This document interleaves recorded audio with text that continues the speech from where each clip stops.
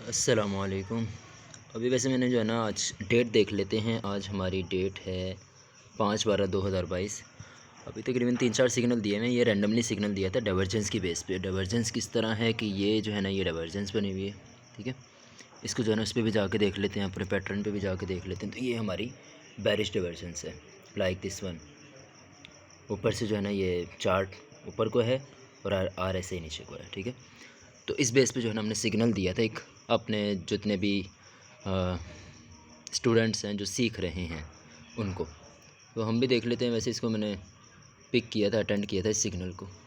ये सिग्नल का ये प्रॉफिट चल रहा है अल्हम्दुलिल्लाह, ये प्रॉफिट चल रहा है। यानी इसका मतलब ये है कि डाइवर्जेंस काम करती है।